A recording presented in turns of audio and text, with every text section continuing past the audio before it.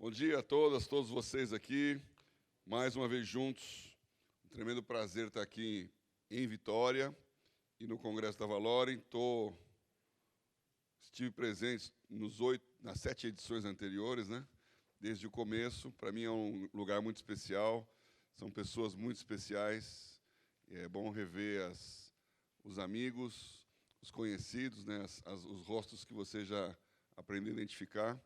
E 3 anos depois, entender o que Deus fez nesse tempo todo, né?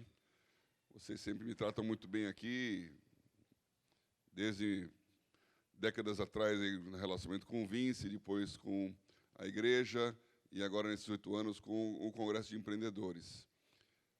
Eu sei que o melhor ainda está por vir, eu já falei isso algumas vezes, né? Você, como cristão, não tem passado, só tem futuro, porque se nós somos eternos, eternidade menos qualquer coisa é igual à eternidade. Então, tudo que você já viveu não é nada em relação a tudo aquilo que ainda vai acontecer. Meu nome é Paulo Oliveira, sou de São Paulo, nasci na Vida Paulista. Não sou São Paulino, né? Então, esse defeito eu não tenho, graças a Deus eu continuo santo.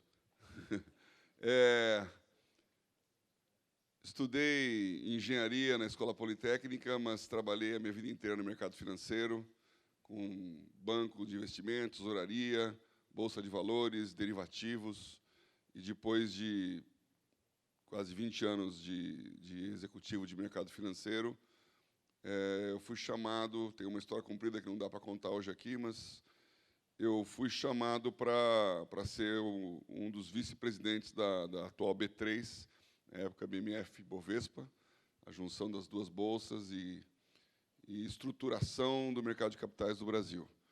Então, tive muito tempo, nesses anos de banco e bolsa, envolvido com o Banco Central, CVM, os órgãos internacionais que cuidam nessa parte de finanças, né?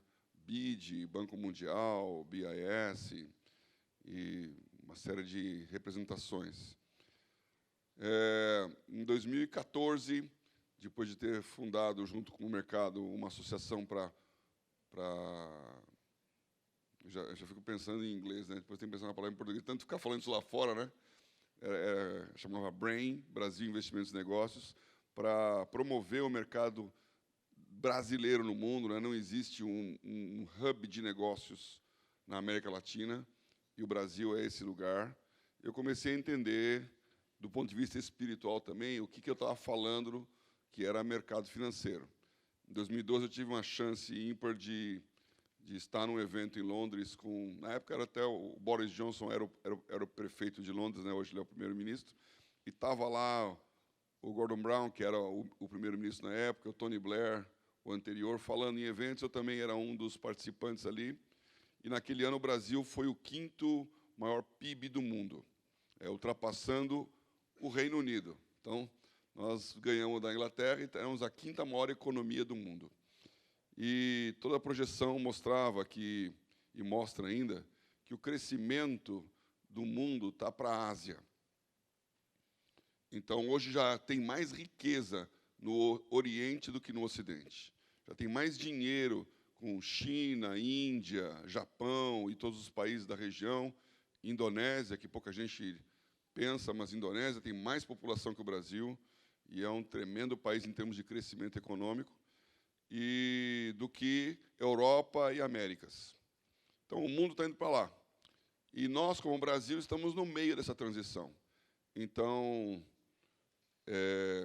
a minha palavra naquele momento, né, foi assim, foi até uma brincadeira, né, porque eu ouvi lá todos os grandes temas mundiais sendo tratados ali, e aí, na hora de falar, eu falei, olha, os ingleses, vocês colocam no seu hino nacional, em Deus, Deus salve a rainha, né? God save the Queen. Os americanos colocam na nota de dinheiro, In God we trust, né? Confiamos em Deus. Temos uma boa notícia, Deus é brasileiro. Então, qual é o lugar do Brasil nessa história? Qual que é o nosso papel como Sul, num mundo que cada vez mais tem conflitos leste-oeste? A palestra do Tony Blair foi problemas mundiais. Eu estou falando de 2012, isso continua totalmente válido hoje. Ele falou problemas mundiais, migração. Então, esses povos querendo entrar na Europa, a dificuldade dos países em receber refugiados, que agora acrescidos com, né, Afeganistão, Ucrânia, e além todos aqueles do Oriente Médio, Norte da África. Migração. Segundo problema, China. A emergência da China como uma potência mundial. É a primeira vez na história que um país será 2 vezes o primeiro na supremacia mundial. Nunca uma nação teve 2 vezes no topo, e a China vai chegar lá em 15 anos, se tudo correr como está correndo aí. Rússia, que hoje ficou muito mais claro, com um poder militar imenso, uma economia, não sabe para que lado vai, e do lado ali da Europa toda. Terrorismo internacional, ISIS e tudo aquilo que significa as tensões da guerra islâmica, o jihad, né, o terror. E Oriente Médio, né, que é o Israel, do tamanho do Sergipe, abala as nações de todos os jeitos, e aquela tensão que tem ali, onde vai acabar a história, né, nós sabemos aí, vai chegar no Armagedon lá. Quem já foi em Israel, já foi naquele lugar lá do Armagedon, fica olhando aquilo e falando, vai ter sangue aqui na altura do dorso de um cavalo. Então, e ele falou tudo aquilo, né? E a minha pergunta foi, você falou um monte de questões, tudo é leste-oeste. Pergunta, venho do Brasil. Qual que é a importância da relação norte-sul para equilibrar a relação leste-oeste? Por quê? Porque, como o Charlie Schulz, que é o criador daquela série Snoopy, né, para os mais velhos aí, Peanuts, ele falava isso. Ele falou, quando alguém me pergunta se eu estou preocupado se o mundo vai acabar amanhã, eu digo, não, porque hoje já é amanhã na Austrália.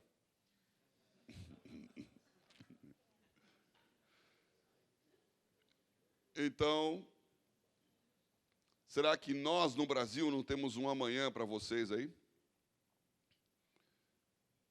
E ele deu uma resposta, assim, toda política, né? Porque o Tony Blair sabe responder tudo para todos.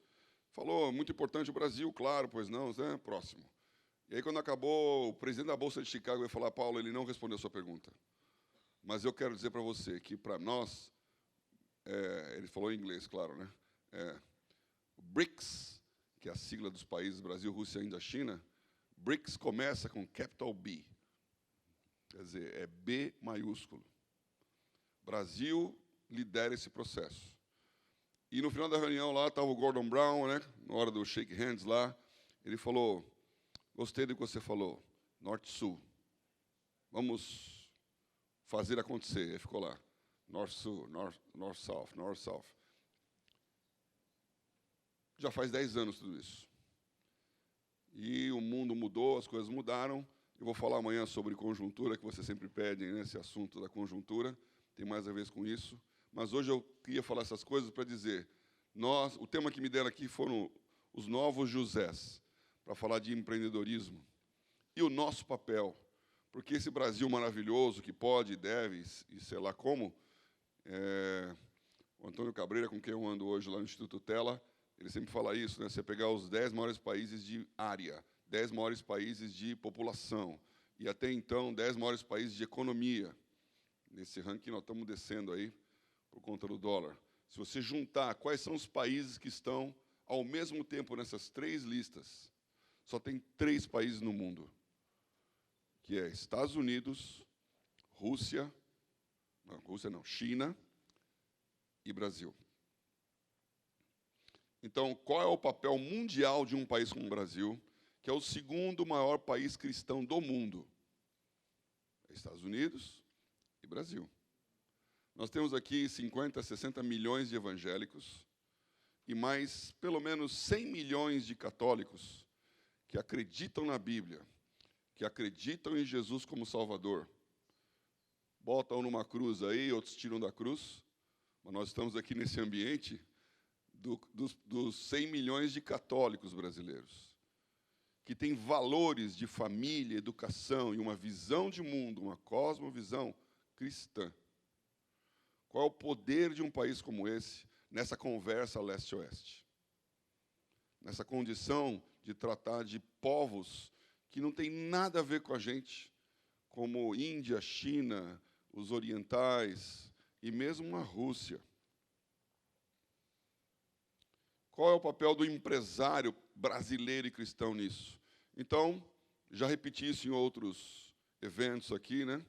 Eu fiquei amigo do Jim O'Neill, que é o cara que inventou esse termo BRICS, né? Ele era o economista-chefe da Goldman na época e criou o nome por causa da economia. Países que vão crescer muito, isso foi em 99 e 2000. Criou um monstro, como eu disse para você, criou um monstro, porque hoje o BRICS virou uma coisa política. Países do BRICS se encontrando. O Brasil, agora mesmo, nessa situação da guerra da Rússia, uma posição meio desconfortável, porque o mundo inteiro está batendo na Rússia, o Brasil é aliado da Rússia, dentro dos BRICS. E tem que dar uma no cravo na ferradura. E há oportunidades nisso tudo.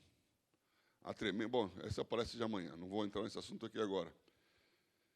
Como nós nos posicionamos como cristãos diante disso? Nós não somos comparáveis à Rússia, à Índia e China. Nós somos comparáveis a Estados Unidos. Nós somos os Estados Unidos de 150 anos atrás. Nós somos uma nação agrícola, dimensão continental, com uma grande população. A diferença é que os Estados Unidos estava crescendo e continua crescendo, e nós estamos estacionando. O Brasil não vai passar de 235 milhões de habitantes. Esse é um crime de lesa pátria. Portanto, exorto vocês a lerem Gênesis 1. Crescei, multiplicai-vos, enchei a terra. Minha mulher é pediatra. A maioria dos casais querem ter um filho. Muitos casais não querem ter filho nenhum. E se você vai nos Estados Unidos, na Inglaterra, 3, 4 filhos é normal. Nós devíamos ter 500 milhões de brasileiros, tem terra, tem riqueza, tem mercado. Do ponto de vista econômico já é um problema. Mas somos uma nação, a quinta maior do mundo em população, e temos a chance de fazer aqui o que os Estados Unidos fez lá. Pelo cristianismo, pelos valores cristãos, enriquecer uma geração que seja grata a Deus. Então, eu estou começando aqui onde eu terminei outras vezes. Aqui há 3 anos atrás, eu falei exatamente isso. Eu estou aqui falando com vocês. E estou gastando meu tempo com Deus, porque eu sou grato a Deus pelo que Ele fez comigo. Eu entendo que a minha vida, o meu casamento, a igreja, não é nem para falar, foram fundamentais para aquilo que eu sou. Então, a minha maneira de enxergar o mundo, riqueza, dinheiro, está totalmente impactada pelo cristianismo.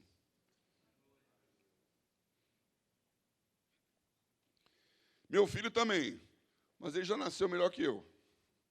Então, ele é grato a Deus, mas ele não sabe o que é sair do 0 para o 100. Ele já nasceu numa situação confortável, então, glória a Deus, mas esse dinheiro é meu. Ele fala brincando, mas não sei se é tão brincando assim, né? Então, não tem tanto problema, pai. Não preciso pensar tanto assim também, não. Né? Tem uma herança chegando aí.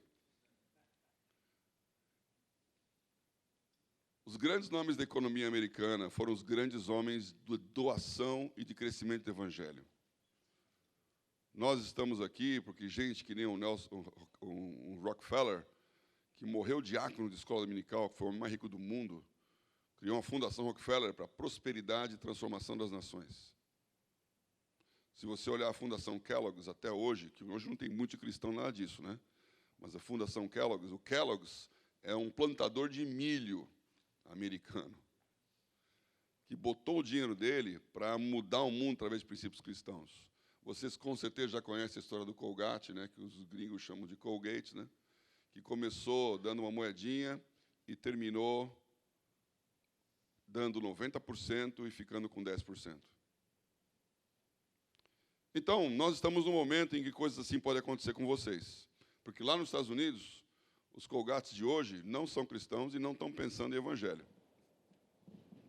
Os grandes e maiores riquezas americanas estão pensando em mudar o mundo com valores que já não são cristãos. E aí vai o Elon Musk, vai os dois do Google, né? O Facebook e Amazon, são as empresas que voltam a ter donos. Os Estados Unidos está deixando de ser corporation, para ser de novo empresas com donos que pensam na física. Você pode ter um papel nisso aqui. Quando eu ouvi o termo lá, né, os novos Josés, é uma história que eu já conversei muito sobre isso, né? Porque o que eu gosto de entender aqui, para você entender o propósito de Deus na sua vida, você tem que entender o que Deus está fazendo do lado prático. Quando a gente lê a Bíblia, a gente lê já sabendo a história. Então é fácil ler que José era o queridinho do papai e viveu tudo aquilo que viveu de tristezas, lutas, depois se tornou o segundo maior no Egito, glória a Deus. Mas para José foram 20 anos de sofrimento. Quando você ouve a história de Daniel, é fácil, mas ele era um príncipe em Israel que vira um deportado na Babilônia e tem que aprender a andar no palácio do rei para se tornar o número 2 do Império Babilônico e depois Medo-Persa. Quando você vê a história com começo, meio e fim, é fácil viver o meio. Agora, quando você não sabe o que vai acontecer, que é o seu, né, problema, a tensão é grande, a angústia é grande, o medo é grande. Nós temos que entender o lado prático da Bíblia. A diferença entre essa teoria, que é importante, eu não estou menosprezando teoria, e a prática. A diferença entre viver a história e contar a história. E esse é outro tema também, para mim, muito interessante, porque nós, homens, fomos criados limitados by design. Nós somos menores que os anjos. Nós sofremos as nossas dores e agruras. Nós temos limitações biológicas. Precisamos dormir, precisamos descansar. Tremenda palavra aqui do João sobre esse aspecto espiritual e essa doença emocional. É o nosso momento. Precisamos aprender a entender os nossos limites, porque são as nossas limitações que nos empurram para frente. Deus nos criou assim. Você já pensou nisso, né? Por que Deus criou o sexo como é? Quanto problema que tem por causa do sexo, né? Adultérios, crises. Por que Deus não fez um negócio mais inteligente e a gente evitava esse rolo todo? Nós precisamos, como homens, aprender a buscar a Deus, a querer a Deus. A criação perfeita falhou. É essa criação imperfeita, é você, que não é nada, um pouco menor que os anjos, que foi criado para julgar os demais. Esse é um plano eterno de Deus, por isso eu disse, esse assunto é maior do que dá para falar aqui. Mas Deus está esperando que você entenda quem Ele é. Creia e acredite no que Ele tem para a sua vida. Entregue o seu caminho ao Senhor. Confie nele. Para que Ele possa dizer para o diabo o que Ele falou acerca de Jó. Você viu o meu servo Jó? Íntegro, por dentro e por fora. E o diabo vai dizer o que ele disse para Deus. É claro, ele é rico. É claro, está cheio de saúde. Você passa nesse teste. Porque essa é a expectativa de Deus. Essa é a expectativa da igreja. Um corpo que saiba por que está aqui. E que não está usando Deus para ser abençoado, mas está sendo abençoado para abençoar. Então, essa é a razão de ser da nossa história. Como vamos fazer isso? Como o mundo vai nos conhecer? Como você pode prosperar como um empreendedor? Você sabe quem foi Zafenat Paneia?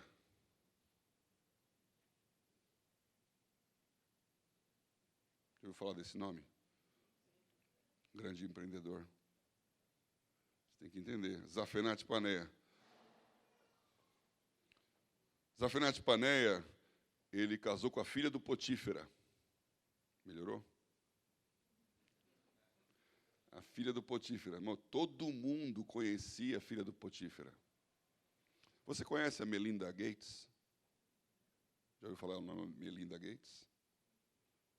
Agora tem um nome mais famoso aqui, mais famoso não, mais moderno, mas vai ficar muito famoso.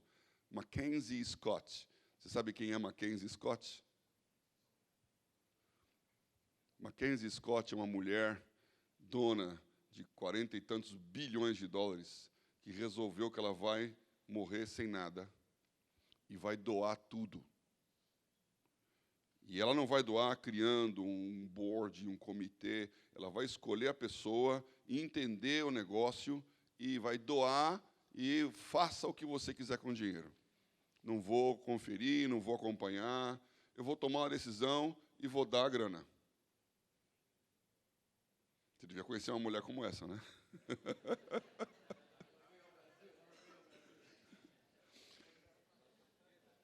Ela acabou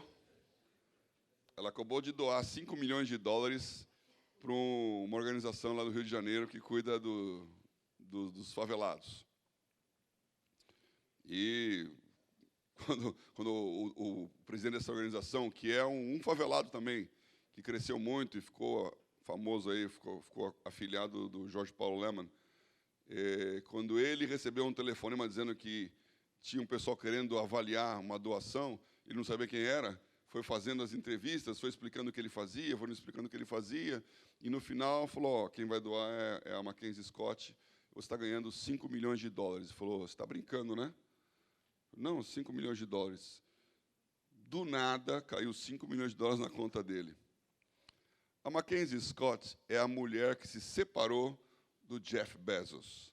Jeff Bezos é o fundador da Amazon.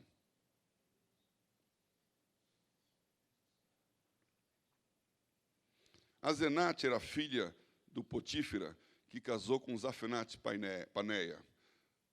Potífera era o sacerdote de Om, do Egito, e Zafenate Paneia é José. Ele era conhecido assim. Se você perguntasse lá no Egito quem é o José, o pessoal não ia saber, não. Zafenate Paneia, eles sabiam. É o número 2 do país. É o cara mais empreendedor que nós temos aqui. É um indivíduo que deu um jeito na maior seca que a gente teve na história e que colocou o país na maior prosperidade que ele teve. Essa é a história de José. Agora, você tem que entender a história ao longo dela, não é? Tem várias histórias aqui. A literal acho que você conhece bem, né? Então eu não vou gastar tanto tempo aqui. José era filho de Raquel, a mulher que Jacó realmente amou. Eu faço a pergunta na igreja e no Bíblia JFA, né? Quantos anos, quanto tempo Jacó trabalhou até poder casar com Raquel? E vocês todos responderam, com a maioria das pessoas falaram 14 anos. Não é verdade. Quanto tempo ele trabalhou até casar com Raquel? A resposta certa é 7 anos e 1 semana. Porque depois de 1 semana ele casou, ainda que ele tenha que trabalhar mais 7 anos até poder pagar a conta do casamento. 14 anos de trabalho para começar a ganhar dinheiro. E quando ele começa a ganhar dinheiro, ele começa a ganhar dinheiro com um sonho. Deus deu para ele um sonho. Foi a minha palestra semana passada lá na Bíblia JFA, né, sobre sonhos. Tem um programa de, aliás, acho que vocês podem assistir também, programa de rádio em São Paulo, mas está no canal do YouTube, Bíblia JFA Conecta. Toda terça-feira, às 16 horas, tem um programa de rádio, eu e meu filho, falando sobre um versículo da Bíblia e um valor da cidade de hoje, né? Foi sobre sonhos. Então, estava falando isso aqui na terça-feira.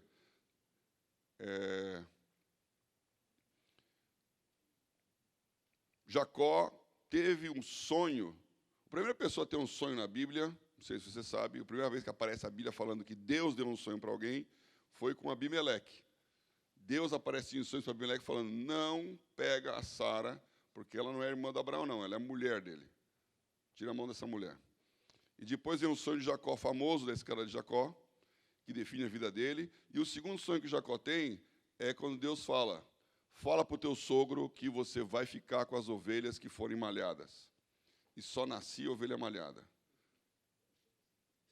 Então, é um sonho que trouxe prosperidade. O Jacó teve esse filho com Raquel, que não podia ter filhos. Então, a Raquel, se for ler a história lá, em Gênesis, a Raquel clama para o Jacó, me dá um filho, senão eu morro. E ele fala, mas eu sou Deus para dar um filho, eu já te amo de paixão, eu já te escolhi, você é a mulher da minha vida. E aí nasce José. E depois, anos mais tarde, quando nasce Benjamim, o último dos 12, Raquel morre no parto. Então, para Jacó, e eu estava falando da história de Jacó, você já conhece, eu não vou contar a história toda, mas eu quero contar no olhar das pessoas que participaram dessa história. Para Jacó, José é o filho querido. José representa o amor que ele teve pela mulher da vida toda. Ele devia lembrar muito bem dessa cena de Raquel falando, eu quero um filho, eu preciso de um filho. E ele querendo que ela tivesse um filho, ele não podia fazer nada. Deus deu aquele filho e aparece José. Então ele é o queridinho do papai. Jacó também acha José um pouco cheio de si, né? Fala, também um pouquinho.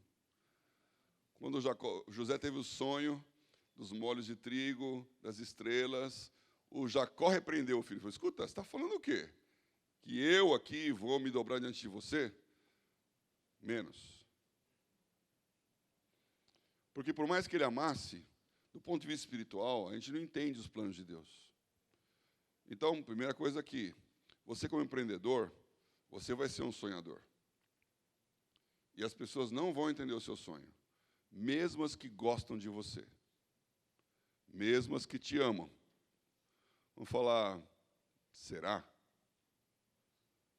A tua mulher, então, vai achar maravilhoso o seu sonho, desde que não signifique vender nada do que você tem.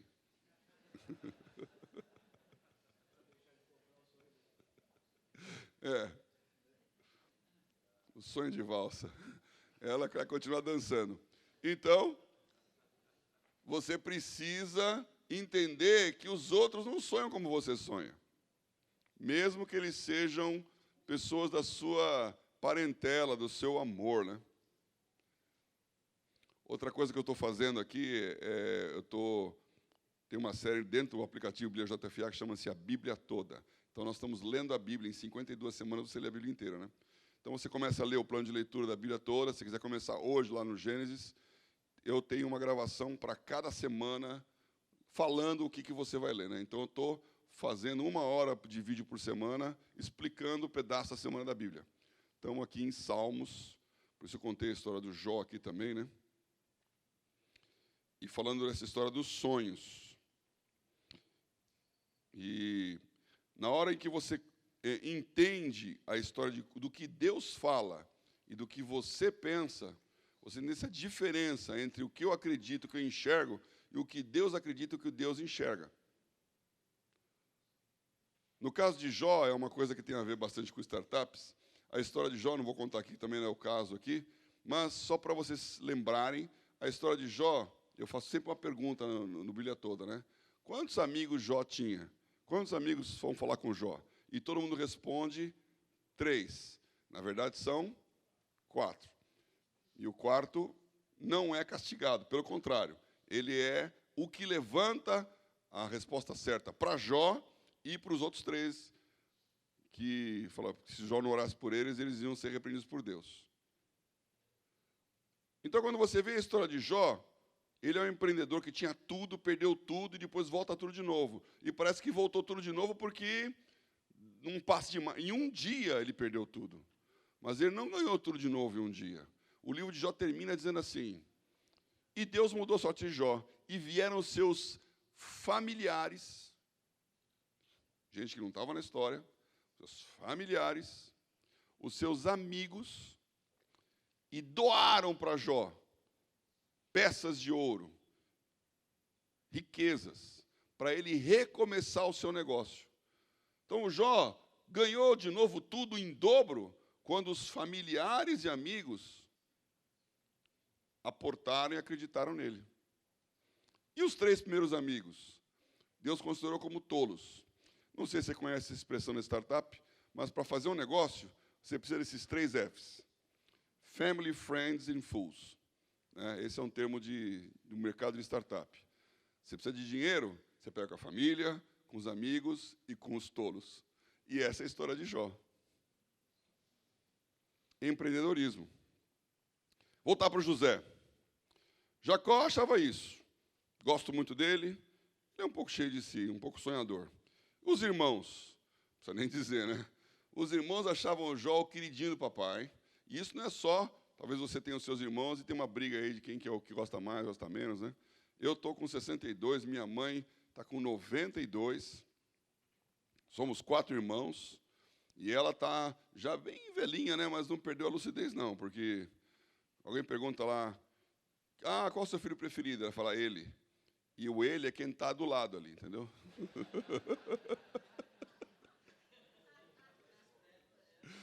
Essa aí, meu político, olha, a mamãezinha, quando é comigo sou eu, quando é com meu irmão é ele, entendeu? Sempre é quem está mais perto ali, é claro que é esse aqui. Então, esse negócio de ter o irmão mais privilegiado aí é comum. Mas no caso dos irmãos de José, como eu contei a história, era bem pior a situação. Porque todos os outros, exceto Benjamim, que não está nessa conta aqui, eram filhos ou das servas ou de Leia, não de Raquel. Eles sabiam que eles não eram os melhores, não. Os filhos de Raquel que estavam em alta. José era o queridinho, era o sonhador, era aquele que eles invejavam. Era uma razão da amargura da mãe deles. Então, eles se sentiam discriminados. E olhavam José com um olhar de quem não valia nada disso, não. Então, quando Jacó manda ele lá olhar onde estão os irmãos, ele fala, lá vem o sonhador. Vamos matar ele? Não, vamos vender ele. E você, como empreendedor, vai ter também resistência, oponentes, pessoas que estão próximas, mas não gostam do seu sucesso, não acreditam no seu sucesso. E tem até razões muito claras para dizer que não vou com a tua cara e não vou te ajudar nunca. Pelo contrário, eu vou te prejudicar se eu puder. Essa é uma grande resistência que todos nós temos.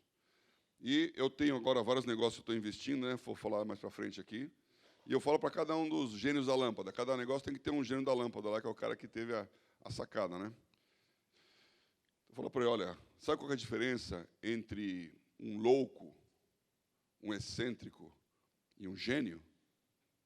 A diferença é quanto dinheiro e quanta fama ele tem. Se você não tem grana e ninguém te conhece, vão te chamar de louco. Você conta a sua ideia e fala, mas esse cara é maluco. Se você tiver grana, você virou excêntrico. Que respeite o seu dinheiro. E se você for famoso, aí você é um gênio. Por isso que o Elon Musk é um gênio. Porque, na verdade, ele é maluco mesmo. Mas tem muito dinheiro e tem muita projeção. Então, se você quiser aí impactar os outros, primeiro ganha dinheirinho. Porque quando você ganhar algum, você vai passar de louco para excêntrico. Pelo menos vão tolerar as suas esquisitices. O José era esse maluco para os irmãos dele. Não valia nada. E eles venderam. Ele vai para o Egito e vai trabalhar na casa do Potifar. Potifar era o general do faraó. E ele cresce ali dentro. Para o Potifar, José era eficiente. Era bom no trabalho. Como um bom imigrante, ele dá sangue.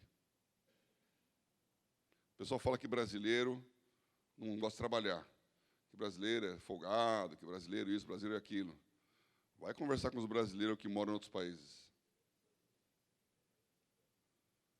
Quem é imigrante tem que trabalhar. O pessoal fala que chinês e japonês é super trabalhador. E, claro, tem culturas aí, eu não vou nem entrar no mérito. Mas se você vai lá na China, Bilda conhecer bem essa história, você vai conhecer um monte de chinês folgado. Mas aqui no Brasil, eles trabalham de manhã, de tarde e de noite. Eu tive um amigo na escola que era coreano. E quando ele tirava 9, eu estudei na Poli, na USP, não era assim tão fácil tirar 9 lá, não. Quando ele tirava 9, ele chorava, porque ia ter que explicar para o pai dele por que ele não tirou 10. E o pai dele falava assim, eu sou tintureiro, eu me mato aqui para trabalhar, agora vocês vão estudar e vão crescer. Não tem alternativa. A família, lá, o chinês, tem o nome ao contrário também, né? Então, você bota o sobrenome e depois o nome, né? Então, ele chamava Iê. E se ligava lá, perguntava na casa, queria falar com Iê? Todos eram Iê, né? Então, a pergunta era, com qual Iê você quer falar? Com o Iê da Engenharia Poli, com o Iê da São Francisco Direito ou com o Iê da Medicina USP? Os 3 irmãos, todo mundo lá era gênio. Esforço, trabalho. O José no Egito aprendeu que não é filhinho do papai. Ninguém vai dar roupinha para ele colorida. Ele vai ter que correr atrás. Ele vai ter que ser eficiente. Ele vai ter que ser produtivo. E com os valores de educação que ele recebeu, ele cresce, cresce, cresce. Então, para o Potifar, o José é um belo de um trabalhador, ele vai ganhando expressão e vai ganhando espaço. Só que ele também é uma decepção. Porque ele deu tudo na mão do José, e José vai e tenta pegar a mulher dele. Essa é a visão do Potifar acerca do José. Porque senão ele não teria mandado ele para a prisão, né? Ele comprou a história da mulher dele. Então, não é porque você vai trabalhar, trabalhar, trabalhar, que você não vai ser enganado, não vai ser trapaceado, não vai ser traído. Entenda o seu momento, os valores das pessoas e também na sua posição. Porque para a mulher do Potifar, o José era o bonitão, atraente e enigmático. E aqui eu não quero forçar a história, mas pensa um pouquinho comigo. Aliás, eu vou ler com vocês aqui, ó. É Gênesis 39, isso aqui. Fala assim, José foi levado ao Egito, a Potifar, eunuco de Faraó, capitão da guarda, varão egípcio, comprou da mão dos ismaelitas que o tinham levado lá. E o Senhor estava com José, e foi varão próspero, e estava na casa do seu senhor egípcio. É fácil escrever esse versículo. Isso significa que ele acordava cedo, dormia tarde, trabalhava, não reclamava, fazia mais do que mandava. Ele era o cara que dava duro. Vendo, pois, o seu senhor, que o Senhor estava com ele. Então, cuidado, porque esse Senhor está com ele, não significa que ele não é filme americano.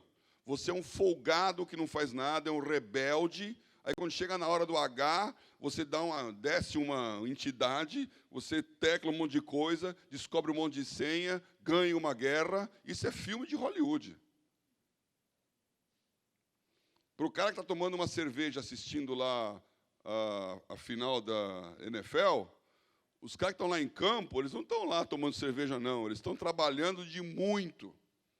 Por trás de cada filme da Marvel, que está lá o cara bonitão, dando um Homem de Ferro, que é o rebelde sem causa e gênio da lâmpada, quando você passa os créditos, tem milhares de pessoas para fazer aquele cara aparecer aquilo. E não é gente que está lá folgada, trabalhando para fazer o filme.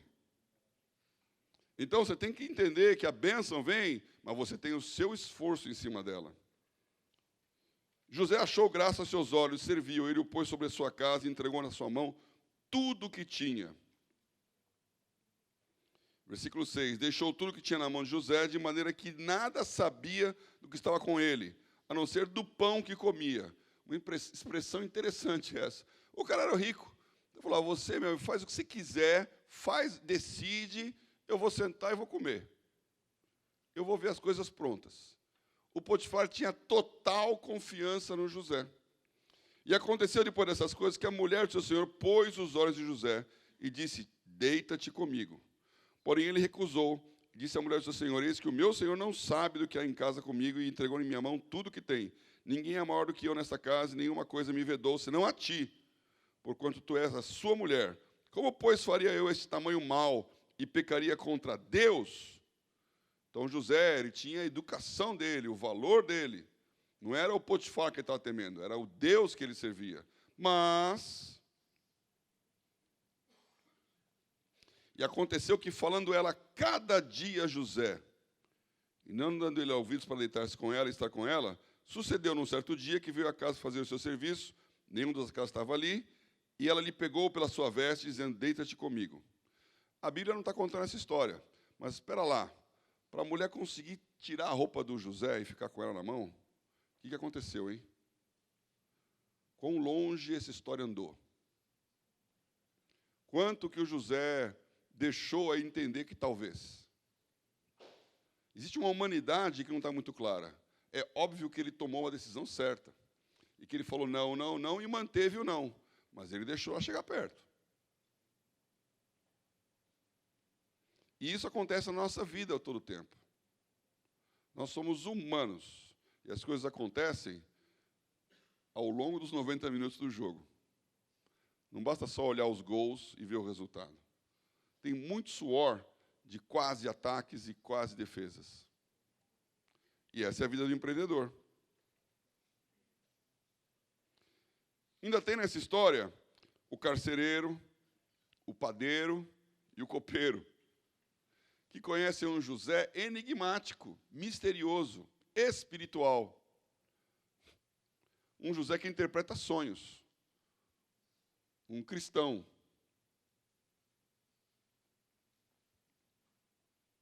Até chegar no faraó,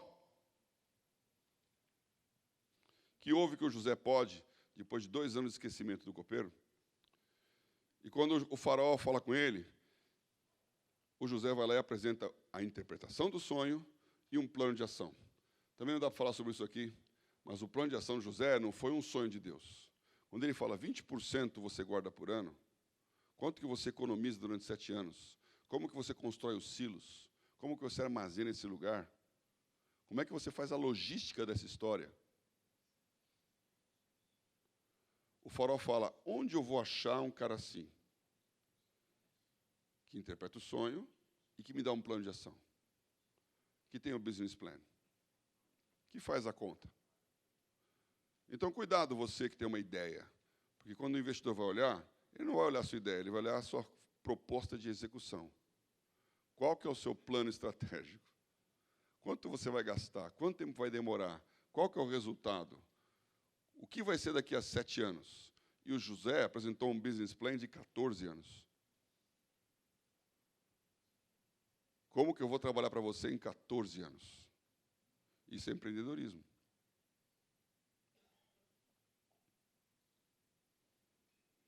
E, por último, quando o faraó fala isso, e chama o José, aqui depois você vai ler em Gênesis 41:15. O José está na caverna. A prisão egípcia não era uma prisão canadense, né? Ele estava lá num buraco. A Bíblia fala que ele teve que se barbear e trocar de roupa para ir falar com o faraó. A última impressão que é como que José se enxerga nesse processo.